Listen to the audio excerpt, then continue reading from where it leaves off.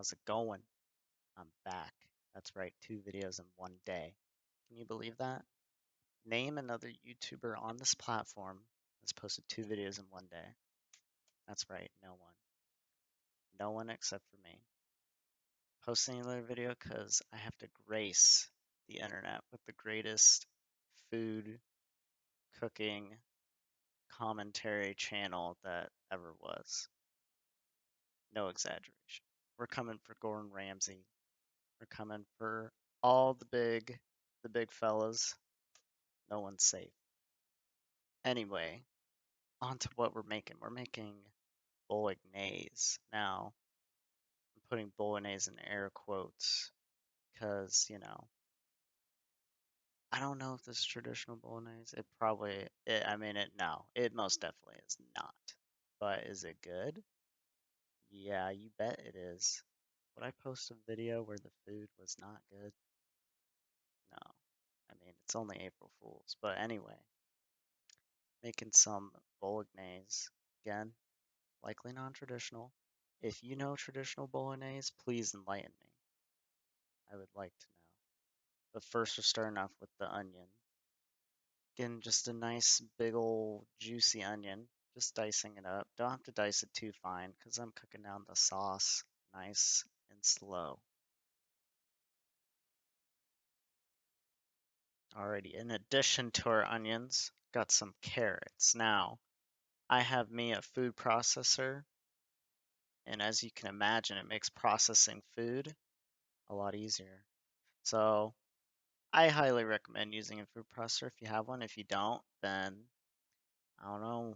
You're just gonna have to tough it out. You're just gonna have to chop it up real fine. But I just have some baby carrots, but I'm gonna pulse them up in my food processor. Now, if you do use a food processor, though, I definitely recommend not absolutely pulverizing the vegetables. You want some texture to it, little chunk here and there, little chunk never hurt anyone. But also too, we're gonna need some celery, which I will be processing as well. And I didn't process the onion because I've done it before and like it literally just turns into like onion like mush. And so that's why I like dicing onion. But same thing here, just pulse your celery. Now I got me here a big old pot and I'm just going to put a generous amount of olive oil, enough to cover the bottom, and then we're going to saute the vegetables. You really want to cook down the vegetables pretty well. You want them nice and soft. And yeah, just be very generous with the olive oil. Have it on like medium high heat. Don't want to go too crazy. Don't want to blast it and burn it. Then gonna add some salt as well to season it. Season at every step. That's what that's what someone said at some point. Anyway, then we're gonna after I probably cook this maybe like 10-ish minutes. Then I got some Italian sausage. I think it's just mild. You can always use like sweet or hot, whatever you got. And since this is bolognese, it's like a hearty meat sauce. So, and I'm being generous here. I also have some ground beef as well. And then we're gonna just go ahead and saute this, up with the vegetables as well. And at this point, you just really want to make sure that you break it apart well. You don't want like chunks of, you don't want meatballs in your sauce. So definitely make sure you put in some elbow grease. Also season the meat, remember, season as you go.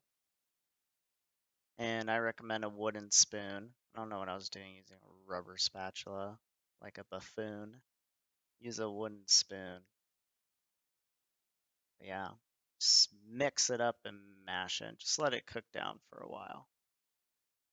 All right, now that we've smashed our meat, pounded it out, I'm gonna add some tomato paste.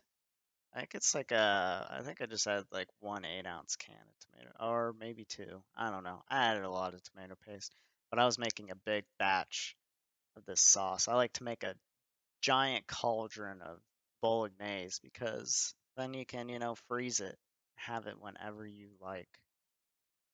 But yeah, I'll just add, you know, you don't want to add too much tomato paste, but like enough to kind of, thicken it up, make it like meat sludge, kind of gross. Added some garlic as well, and then I'm gonna take white wine.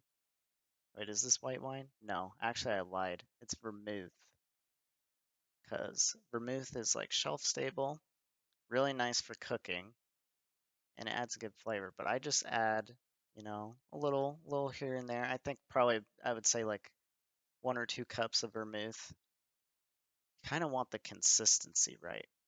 And then I also added some beef stock as well to thin it out. And then I added some various Italian herbs like some oregano and all kinds of stuff. And then this is the secret sauce, the magic.